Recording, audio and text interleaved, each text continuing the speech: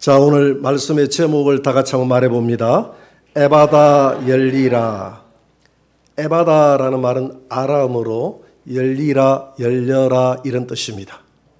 오늘 본문은 예수님이 두로를 지나서 시돈을 지나서 이방 땅 데가몰리를 지나서 갈릴리 호수 동편에서 복음을 전하고 거기에서 병자를 치유하는 그런 모습을 오늘 나타내고 있습니다. 한번 그림을 한번 보여주세요.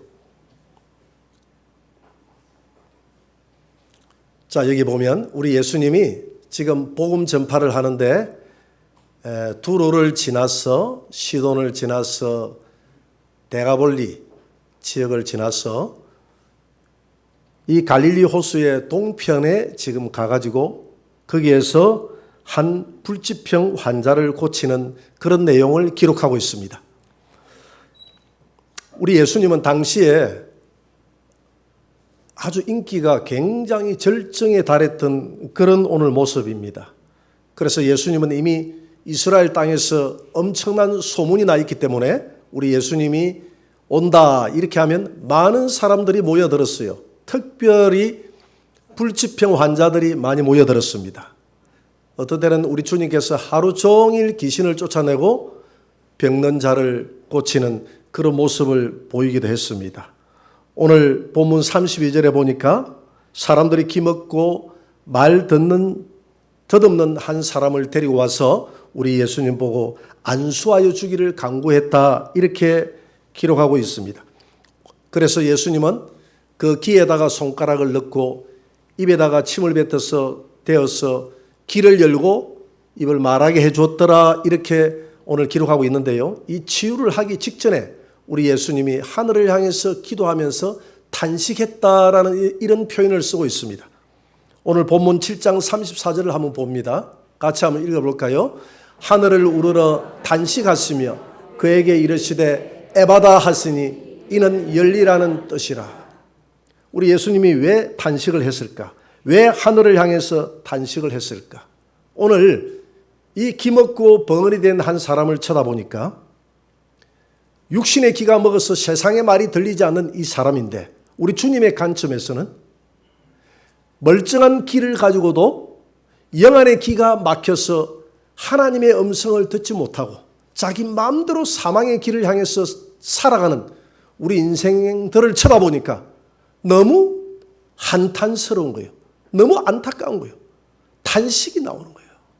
그래서 주님은 하늘을 쳐다보면서 탄식했다라는 이런 표현을 쓰고 있습니다.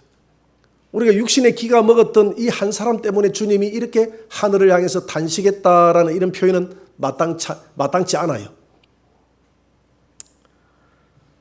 이사야 6장 9절에는 이런 말씀이 기록되어 있습니다. 같이 한번 읽어볼까요? 여호와께서 이르시되 가서 이 백성에게 이르기를 너희가 듣기는 들어도 깨닫지 못할 것이요 보기는 보아도 알지 못하리라 하여 이 백성의 마음을 둔하게 하며 그들의 기가 막히고 여기까지만 합시다. 그들의 기가 막히고 그래서 하나님 말씀을 전해도 듣지 못할 것이다. 이사야가 하늘에 올라가서 하나님을 만나고 은혜를 받았습니다. 은혜를 받으면 이 은혜 받았던 것을 전하고 싶잖아요. 하나님이 살아계시더라. 내가 하늘에 가보니까 하나님의 보좌가 있더라. 말로만 듣던 천국이 있더라. 그러니까 지옥도 있더라.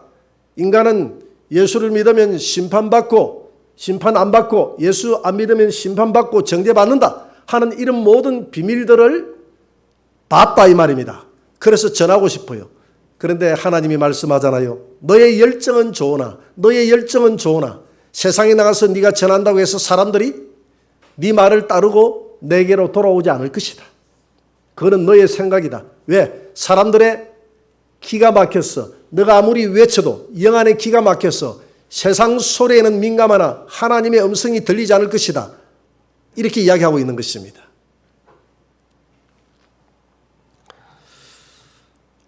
우리 하나님이 사람을 창조하실 때 요즘 중국에서 이 귀 성형 수술이 유행한다 하더라고요. 당나귀 귀처럼 귀를 이렇게 길게 해가지고 귀를 이렇게 딱 90도로 세워가지고 이렇게 하는 귀 성형이 유행한다고 그렇게 해요. 내가 보기에는 좀 흉측하던데 그분들은 그런 유행을 따라가는가 봐요. 하나님이 이 길을 자세히 쳐다보면 길가 한 3분의 2 정도 뒤로 이렇게 기울어져 있습니다. 길을 왜 이렇게 창조했는가에 대해서 여러 사람들이 많은 이야기들을 하고 있는데 제가 이 말씀을 준비하면서 곰곰이 한번 생각을 해봤습니다.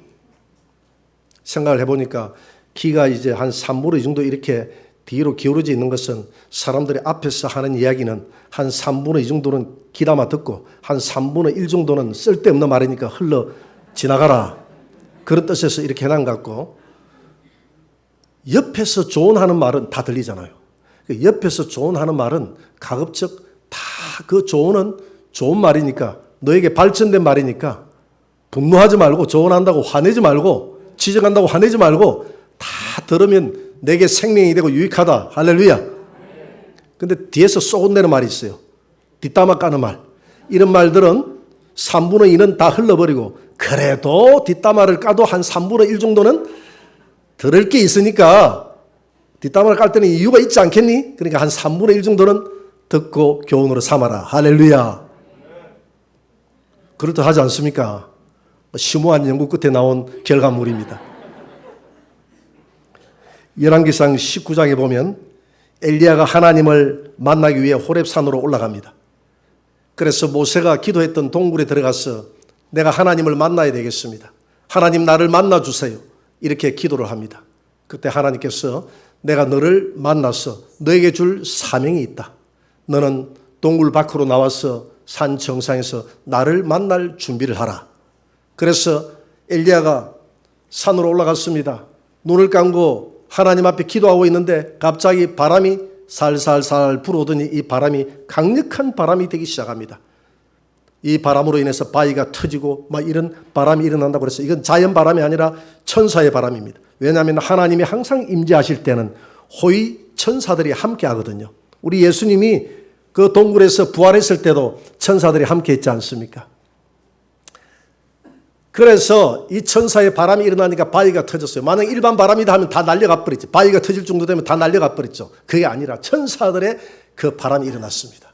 그래서 이 바람 가운데서 천사들의 호의를 바라면서 같이 하나님이 바람으로 루아흐 하나님의 성령의 바람으로 지금 임재하는구나 이렇게 생각하고 옷매무새를 바르게 하고 하나님의 음성을 들을 길을 갖다 댔는데 하나님의 음성이 들리지 않아요.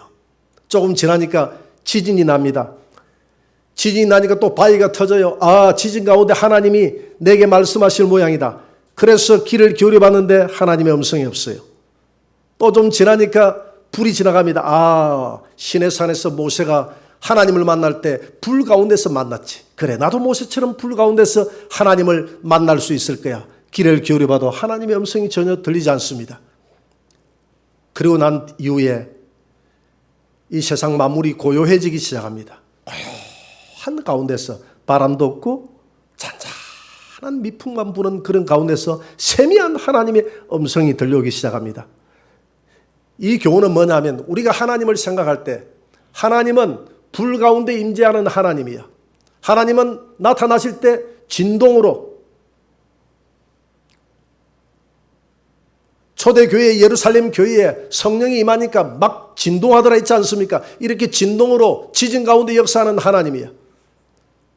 하나님은 불 가운데 임재하는 하나님이야. 하나님은 바람 가운데 임재하는 하나님이야. 홍해바다가 갈라질 때 바람이 불어서 그 홍해바다를 갈라뜨리지 않니? 하나님은 이렇게 임재하시는 하나님이야 라고 생각했는데 하나님은 바람 가운데서도 지진 가운데서도 불 가운데서도 없고 세미하고 만물이 조용할 때 하나님의 음성이 내 귀에 들리기 시작했단 말입니다. 엘리야야 지금 어찌하여 너가 여기에 올라와 있느냐? 무엇 때문에 올라와 있느냐?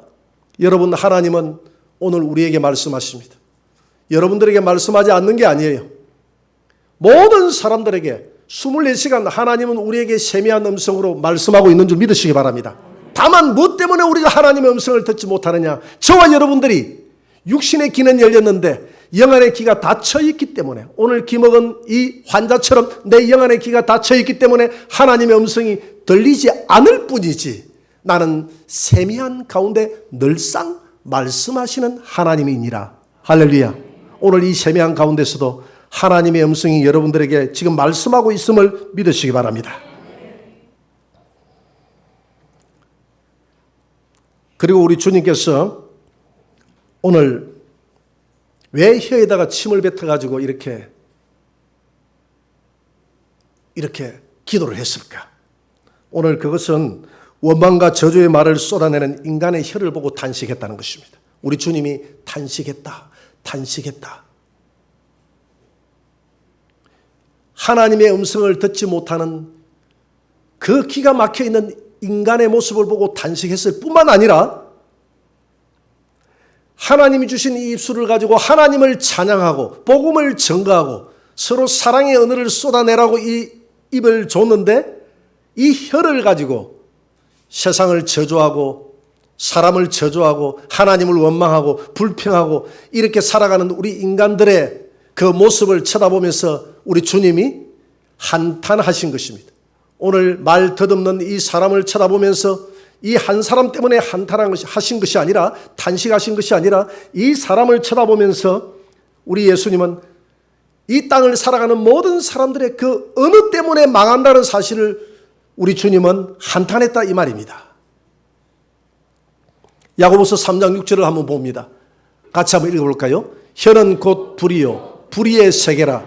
혀는 우리 지체 중에서 온몸을 더럽히고 삶의 수레바퀴를 불사르나니 그 사르는 것이 지옥불에서 나느니라. 여러 종류의 짐승과 새와 벌레와 바다의 생물은 다 사람이 길들일 수 있고 길들여 왔거니와 혀는 능히 길들일 사람이 없나니 쉬지 아니하는 악이요 죽이는 독이 가득한 것이라. 이것으로 우리가 주 아버지를 찬송하고 또 이것으로 하나님의 형상대로 지음을 받은 사람을 저주하나니. 오늘 혀는 불이다 그랬어요. 혀는 불이다. 이 집 저 집 돌아다니면서 사람들을 이간시켜 놓은 그 사람을 향해서 우리는 불질러 놨다 이런 이야기 하잖아요. 누가 우리 집에 와서 불질러 놨다. 내가 화를 돋구는 사람을 향해서 우리는 염장에 불을 질러 놨다. 이런 이야기를 하잖아요. 혀는 불이다 그랬어요. 불의 근원이다 이 말입니다. 그런데 이 불이 어디에서 나온 출처가 어디에서 나오느냐 하면 오늘 본문에 보니까 지옥에서 나왔다 그러죠. 지옥불이다 그랬어요. 지옥불이다. 선하게 사용되어지면 성령의 불인 줄 믿습니다. 그러나 우리 이 혀가 잘못되고 원망과 저주로 점철될 때는 이 불의 근원이 지옥에서 나왔다는 것입니다. 지옥에서 올라온 불이기 때문에 우리의 삶의 수레바퀴를 불사른다 이렇게 이야기하고 있습니다. 이 삶의 수레바퀴다 했는데 우리 인생을 가리켜서 수레바퀴에 비유하고 있습니다. 오늘도 우리 인생이 굴러간다는 것입니다. 수레바퀴는 굴러가잖아요.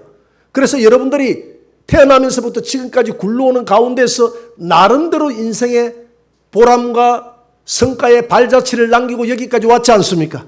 그런데 이 불이, 이 지옥불이 한번 붙어버리면 수레바퀴에 불이 붙어서 이 수레바퀴를 태워버린다. 이 말은 내 인생 전체를 망가뜨려 버린다는 것입니다. 내 인생 전체가 부정되어진다는 것입니다. 내 인생 전체에 쌓아왔던 모든 공로가 한순간 이 말로 인해서 다 소멸되어 버린다는 것입니다. 그만큼 이 지옥불은 무섭다는 것이죠. 모든 만물들은 길들일 수 있지만 새도 짐승도 길들이는 대로 하지만 우리 혀는 길들일 방법이 없고 이 혀를 가지고 하나님을 찬양하기도 하고 우리 인생을 저주하기도 한다. 이렇게 이야기를 하고 있습니다. 이사야가 천국에 올라갔을 때에 하나님이 이사야의 그 입을 태워버리는 모습을 보게 됩니다. 오늘 이사야 6장 6절을 한번 봅니다. 다 같이. 그때에 그 서랍 중에 하나가 부젓가락으로 제단에서 집은 핀 붓을 손에 가지고 내게로 날아와서 그것을 내 입술에 대며 이르되 보라 이것이 내 입에 닿았으니 내 악이 자여졌고 내 죄가 사여졌느니라. 여러분 사람의 모든 가지고 있는 이 죄가 어디를 통해서 다 나오느냐 하면 입을 통해서 다 나오는 것입니다. 그래서 사도 바울은 말이 완전한 자는 그 사람의 인격이 완전한 자라고 그랬어요. 입을 통해서 막 쏟아집니다. 내가 원치 않게 쏟아져요. 원망이 쏟아집니다. 화가 쏟아집니다. 저주가 쏟아집니다. 불평이 쏟아집니다. 그래서 곧 이 입은 내가 가지고 있는 모든 죄가 내 입에서 다 나오기 때문에 오늘 하나님의 보좌 앞에 있던 천사가 제단 숯불, 이거는 성령의 불이거든요. 성령의 불을 상징하는 것입니다. 이 성령의 불을 가지고 우리 입을 태워버렸는데 입을 태워버림으로 말미암아서 내 죄가 다 사해졌다 이렇게 표현하고 있습니다. 우리가 하나님 앞에 긍정의 말을 해야 될 줄 믿습니다. 이스라엘 백성들을 애굽에서 데리고 나와서 가나안 땅의 목표를 삼고 걸어가다가 그들이 광야로 들어왔습니다. 12정탐꾼을 보내서 저 가나안 땅을 정탐하게 만들었는데 그 중에 10정탐꾼이 와서 하나님이 주시겠다고 하면 주시는 것이지 그걸 믿지 못하고 우리는 저 땅에 들어갈 수 없어. 저들의 보기에 우리는 메뚜기 같은 존재야. 우리는 너무 약해. 우리는 힘이 없어. 그래서 안 돼 하니까 우리 주님께서 뭐라고 말씀하십니까? 민수기 14장 28절에서 내 귀에 들리는 대로 내가 시행하리라. 네가 안 된다고 했으니 안 되게 해주리라. 여러분 우리 자녀들을 안 되라고 너는 안 되라고 하지 말고 너는 잘할 수 있어. 너는 우리 집안의 희망이야. 너는 하나님의 딸이야. 너는 하나님의 아들이야. 하나님께서 너를 귀하게 쓸 거야. 이렇게 긍정의 말을 하시기를 바랍니다. 부정의 말을 해서는 안 돼요. 너 사람 안 돼. 이렇게 이야기하면 사람 안 되는 거예요. 지금은 부족할지라도 하나님이 너를 만들어가고 있어. 할렐루야. 하나님을 당신을 만들어가고 있어. 나는 늘 당신에게 때로는 실망이 있지만 희망을 가지고 있어요. 왜? 하나님께서 아브라함을 만들어갔고 사기꾼 야곱을 만들어갔고 그 집안은 다 사기꾼 집안 같아. 그렇잖아요. 아브라함 마누라 팔았죠. 이삭 마누라 팔았죠. 야곱은 사기꾼이다 했죠. 그런데 하나님께서 만약에 욥 같은 사람을 믿음의 조상으로 세웠더라면 우리는 그걸 쳐다보면서 절망을 느낄 겁니다. 아, 그렇지. 믿음의 조상이 됐을 때는 이유가 있지. 이렇게 완벽하게 살아가니까. 그러니까 야곱 같은 사기꾼을 믿음의 조상으로 세웠으니 우리는 성경을 보면서 희망을 가지는 줄 믿습니다. 내가 좀 부족함이 있을지라도 야곱도 믿음의 조상으로 세웠는데 나도 될 수 있겠구나. 그래서 하나님은 하나님의 방법대로 우리 인간을 만들어가는 거예요. 그렇기 때문에 우리는 만들어가시는 하나님을 믿고 그 모니카가 성 어거스틴이 될 수 있도록 하나님 앞에 희망을 가지고 아들아 너는 잘 될 수 있어. 아들아 너는 잘 될 수 있어. 이방 종교에 빠지고 사생자를 낳고 마약에 찌들려 있는 그 아들을 향해서 너 안 돼라고 말하지 않고 이 모니카 어머니는 항상 이 아들에게 하나님의 말씀으로 희망을 불어넣었다 이 말입니다. 내 귀에 들리는 대로 시행될 줄 믿습니다. 여러분 긍정의 은혜를 내뱉기를 주의 이름으로 축원합니다. 오늘 하나님께서 이 기먹고 벙어리 된 자를 어떻게 치유하십니까? 손가락을 귀에 집어넣고 치유했다고 했습니다. 마가복음 7장 33절입니다. 같이 한번 읽어볼까요? 예수께서 그 사람을 따로 데리고 무리를 떠나서 손가락을 그의 양귀에 놓고라고 했습니다. 양귀에 놓고. 여러분 예수님이 손을 직접 대지 않을 수도 있어요. 그렇잖아요.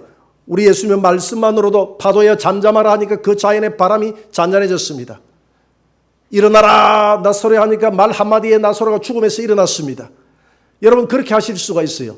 그런데 왜 친히 데리고 가서 귀에 손을 넣었을까요? 이것은 주님이 마치 흙으로 사람을 창조하실 때 그 하나님의 손으로 쪼물락 해서 인간을 창조했던 것처럼 오늘 이 세상의 기회는 밝고 하나님의 기가 어두운 이 사람을 향해서 지금 새롭게 창조하고 있는 줄 믿으시기 바랍니다. 하나님께서 말씀으로도 할 수 있지만 이렇게 따뜻한 주님의 손가락을 넣어서 지금 치유하는 거예요. 우리 원준상 선교사가 보면 선교사님이 귀에다가 손을 넣고 아라바라바라바라바라바라 싸이 이러잖아요. 그러면 귀가 열려요. 그래서 싸이라는 거, 싸이 이렇게 하니까 우리나라에 싸이 가수가 내 머릿속에 떠올라. 그래서 제가 물어봤어요. 브라질에 가서 선교사님 내가 궁금한 게 있는데 그 싸이라는 말이 무슨 말입니까? 물어보니까 싸이라는 말은 브라질 말로 싸이 나가라 이 뜻이다. 나가라 또는 떨려라 이런 뜻이다. 근데 우리 한국 언어로 가가지고 싸이 나가라 이렇게 했는데 기먹고 벙어리 된 귀신아 나가라 예수님 그랬잖아요. 이 귀신이 들려서 귀가 먹는 경우에는 이 귀가 열리는 줄 믿습니다. 그런데 이게 한글로 못 알아듣고 이게 브라질 귀신이 돼가지고 나가라 하니까 지금 무슨 말 했노? 무슨 말 했노? 있으라는 말이가 그래서 나가라는 말이구나. 그럼 나가자. 이렇게 나가더라는 거예요. 그거는 좀 우스갯소리로 한 말입니다. 우스갯소리로 그분이 그렇게 이야기하더라고요. 어떤 분이 그랬어요. 하나님께서 당신에게 하나만 가지라고 한다면 눈과 귀와 코와 입 중에서 무엇을 선택하겠습니까? 그랬더니 어떤 분은 그래도 눈이 소중하지, 세상 하나님이 만드신 만물을 봐야지, 비록 말을 못하고 귀를 못 들어도 봐야지 나는 눈을 선택하겠어. 어떤 분은 내가 못 봐도 나는 안 먹으면 안 돼, 먹어야지. 먹는 재미로 살지 무슨 재미로 살겠어. 그래서 나는 입을 선택하겠다고 그랬어요. 그래서 어떤 분은 또 그래도 사람이 숨 쉬지 못하면 죽잖아.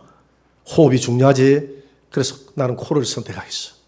근데 마지막 한 분은 나는 길을 선택하겠어. 그래서 내가 주님 앞에 서는 그날까지 늘 하나님의 음성을 듣고 하나님의 뜻대로 나는 살아가겠어. 여러분, 누가 더 멋진 사람입니까? 앞에 있는 세 사람은 자기의 욕망이 들어갔어요. 내가 세상을 봐야지 하는 것은 하나님의 눈으로 본다는 것이 아니라 내가 보는 재미가 없으면, 먹는 재미가 없으면, 숨 쉬지 못하면, 그러나 뒤에 키로 내가 길을 선택하겠다는 사람은 다른 뜻이 아니라 내가 이 살아있는 동안 이 길을 통해서 하나님의 음성을 평생 듣고 그분을 교훈 삼아 내가 살아가겠다. 할렐루야. 여러분, 우리의 귀가 선한 것을 듣는 귀가 되기를 바랍니다. 나쁜 것은 흘러버리고 하나님의 말씀만 새겨 듣기를 주의 이름으로 축원합니다. 그런 귀가 열리기를 주의 이름으로 축원합니다. 하나님, 내 영안의 길을 열어달라고 기도하시는 저와 여러분들이 되시기를 주의 이름으로 축원합니다.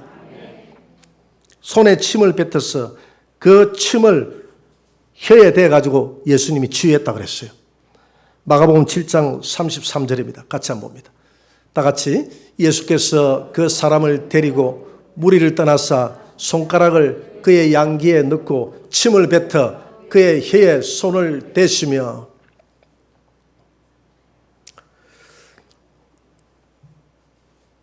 어떤 이 부분을 해석해낸 것을 보면 어떤 학자들은 그렇게 해석을 했어요. 당시에 이 침은 민간요법으로 많이 쓰였거든요. 그래서 예수님이 이 민간요법을 이용해서 사람들에게 가장 친숙하게 다가왔다. 막 이렇게 해석을 하는 경우도 있는데, 글쎄요, 우리 예수님이 민간요법으로 친숙하게 다가왔다 하는 데는 뭔가 좀 부족함이 있어요.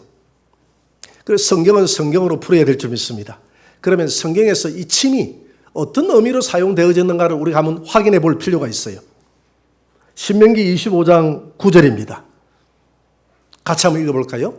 그의 형제의 아내가 장로들 앞에서 그에게 나아가서 그의 발에서 신을 벗기고 그의 얼굴에 침을 뱉으며 이르기를 그의 형제의 집을 세우기를 절개 아니하는 자에게는 이같이 할 것이라 하고, 다음 절입니다.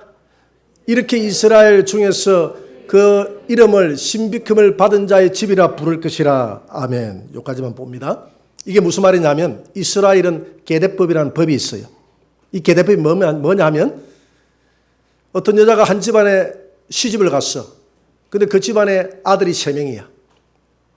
그런데 큰아들에게 시집을 갔는데 큰아들이 아기를 못 놓고 죽었어요. 그러면 이 계대법에 따르면 뒤에 있는 둘째가 형수님에게 들어가야 돼요. 들어가서 아기가 생길 때까지 남편 노릇을 해줘야 되는 겁니다. 그래서 아기가 생기고 나면 그 아기는 둘째 끝의 아기가 아니라 큰 형님의 아기가 되는 겁니다. 그래서 큰 형님의 가업이 끊어지지 않도록 만들어주는 거예요. 이게 계대법이에요. 그런데 둘째가 생각해보니까 형수가 별로 마음에 안 들어. 이 여자하고 살다가는 별로 재미가 없을 것 같아. 너무 힘들 것 같아. 인생이 힘들 것 같아. 그래서 나 싫어요. 나 절대 못 살아요. 또 내가 아기를 낳아가지고 아기를 내 아기도 아니고 우리 형님의 후사를 이어간다고 하니까 내가 왜 그런 짓을 해야 돼요?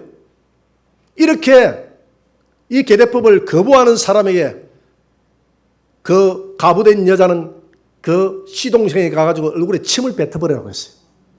나쁜 놈 하면서 침을 탁 뱉어버려요. 저주한다는 겁니다.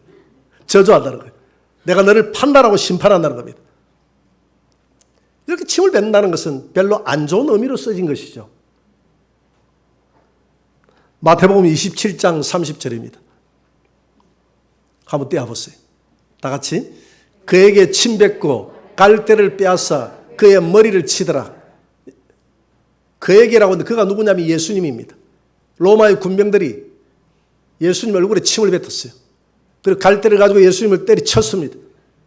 침을 뱉었다는 것은 그냥 더럽다는 거예요. 너를 저주했다는 겁니다. 너를 저주했다는. 너가 하나님이 아니면서 하나님이라고 하니, 하나님의 아들이라고 하니, 너는 신성을 못 오겠으니 너를 저주한다는 겁니다. 침을 탁 뱉어버렸어요.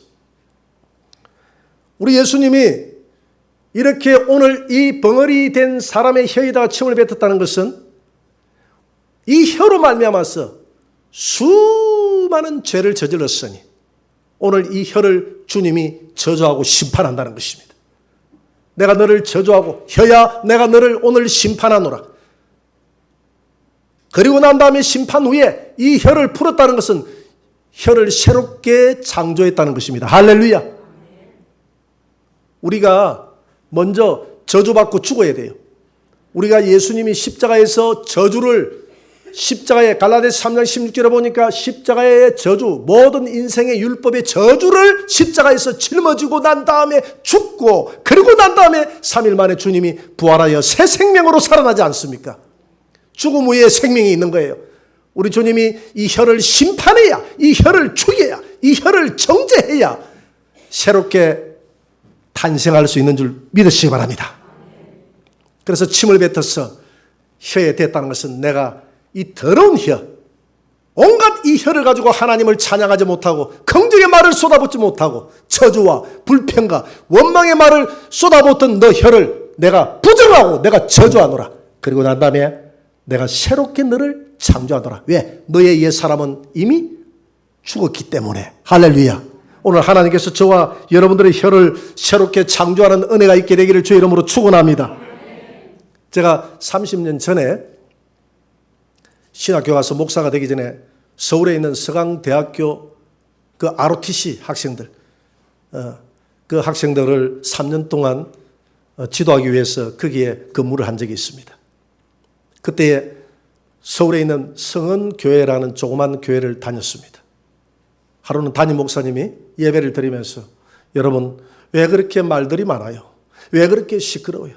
하나도 은혜스러운 말은 없고 다 불평하고 원망하고 왜 이런 말만 내 귀에 들려옵니까? 우리의 혀를 조심합시다. 그러면서 자갈을 하나씩 다 나눠주더라고. 오늘 예배 끝날 때까지 자갈 먹고 계세요? 이러는 거예요. 그래서 자갈을 입에 집어 넣었지. 1시간 동안 별로 자갈 맛이 좋지는 않습니다. 그러면서 하시는 말씀이 오늘 이 자갈을 가지고 와서 제가 그만두라고 할 때까지 여러분들이 이 자갈을 호주머니에 넣어 있다가 여러분들이 부정적인 말을 할 때마다 자갈을 입에다 집어넣으세요. 그래서 여러분들의 혀를 하나님 앞에 우리가 훈련으로 고쳐나가는 습관을 가집시다. 그래가지고 제가 그 자갈을 호주머니에 넣고 순종하는 마음으로. 근데 성도들이 참 다들 착했어요. 아무도 여기에 대해서 이건 너무한다. 지금 어떤 시대인데 뭐 이런 말을 하는 사람이 없었어요. 왜냐하면 야고보서 3장 3절에 보니까 자갈을 물리라고 되어 있기 때문에 성경에 근거를 했기 때문에 그래서 자갈을 물린 거예요. 제가 스스로 이제 자갈을 물리고 부정적인 말을 할 때마다 1시간씩 물고 있으라 했어. 보니까 내 입에 자주 물게 되더라고. 그래서 나는 내 입술로 늘 긍정적인 말만 하는 줄 알았는데 내가 이렇게 부정적인 말을 많이 하는 사람인 줄 그때야 내가 알았어요. 그것도 모르고 하루 종일 자갈 안 묻는 사람도 있겠죠. 잊어버리고. 그래서 오늘 우리도 자갈을 한번 물려보는 게 어떨까요? 저도 물고 여러분도 물고. 그렇게 하면 별로 안 좋았어. 그래서 제가 가만히 생각해보고 사탕을 하나씩 물면 되겠다. 사탕을 나눠주고 사탕을 가지고 다니다가 내 스스로 내가 부정적인 말을 할 때마다 사탕을 하나씩 입에 집어넣으면 되지 않겠나. 괜히 사탕 먹으려고 일부러 또 원망하고 사탕 하나 집어넣고 이렇게 하면 또 안 되겠죠. 그죠? 하나님은 야고보서 3장 3절에서 자가를 물리라. 그러니까 쓸데없는 말을 많이 하지 말고 자가를 물리고 절제 있는 말을 하라고 그랬습니다. 우리 하나님은 귀에 들리는 대로 시행한다고 그랬습니다. 오늘 주님은 하늘을 향해서 탄식했다는 것은 이 땅을 살아가는 모든 사람들의 육신의 귀는 열려서 세상의 소리는 잘 듣는데 만물을 창조하시고 영원한 생명을 가지고 이 땅에 오신 하나님의 음성이 들리지 않으니 들어도 깨닫지 못하고 듣는 귀가 없으니 깨닫지 못하고 그래서 주님이 한탄하는 것입니다. 말로는 전부 원망했어. 그 가나안 땅에 들어가고자 하는 40명의 사람들이 우리는 못 들어간다 하니까 네가 못 들어간다고 한 대로 내가 해주리라. 내 귀에 들린 대로 신명기 14장 28절에 보니까 내 귀에 들리는 대로 해주리라 해가지고 아무도 못 들어갔잖아요. 여호수아와 갈렙을 제외하고. 여러분 하나님의 음성을 듣게 해달라고 세미한 가운데 말씀하시는 하나님의 음성이 들리게 해달라고 기도하시기 바랍니다. 내 입술을 가지고 이 혀를 가지고 아름다운 긍정의 말을 하고 생명을 나눠주는 말을 하고 우리의 자녀들은 잘 될 거야. 우리 집사님은 잘 될 거예요. 당신은 잘 될 거예요. 우리 교회는 희망이 있어요. 이 민족이 잘 될 거예요. 그냥 뉴스를 보면요. 맨날 그냥 안 된다는 이야기밖에 없어. 우리 대한민국이. 우리 대한민국이 지금은 부족해도 만들어 가시는 하나님이 주인 될 때 우리 대한민국은 잘 될 거야. 할렐루야. 세상에서 제일 가는 민족이 될 거야. 북한 땅에도 복음을 전하는 민족이 될 거야. 하나님께서 마지막 제2의 이스라엘이라고 하는 이 대한민국을 들어서 쓸 거야. 왜? 하나님께서 이 휴전선이 결코 나쁜 것만큼은 아니거든요. 6.25가 며칠 전에 지나갔지만은 이 휴전선은 전 세계에서 대한민국밖에 없어요. 여러분, 아버지가 부모가 자녀를 징계하는 것은 사생자가 아니기 때문에 징계한다고 그랬어요. 하나님께서 이 민족을 들어 이렇게 휴전선을 나눠난 것은 우리 민족으로 하여금 더 이상 타락하지 말고 긴장하고 회개하고 귀하게 믿음 생활을 해서 하나님께서 이 민족을 들어 쓰시겠다는 하나님의 계획이 있는 줄 믿으시기 바랍니다.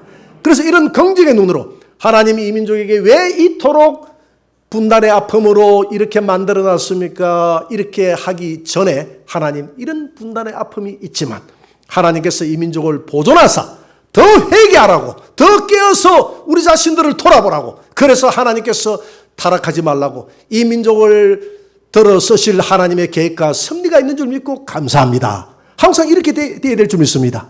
이렇게 긍정의 이야기를 할 때 여러분들의 가정이 복을 받고 우리가 개인이 복을 받고 우리의 자녀들이 복을 받고 이 민족이 복을 받고 우리 교회가 복을 받는 그런 은혜가 있을 줄 믿습니다. 이 시간 하나님 우리의 귀가 열리고 눈이 열리고 우리의 입술이 새롭게 열리게 하여 주옵소서. 에바다 열려라. 우리 찬양을 합시다.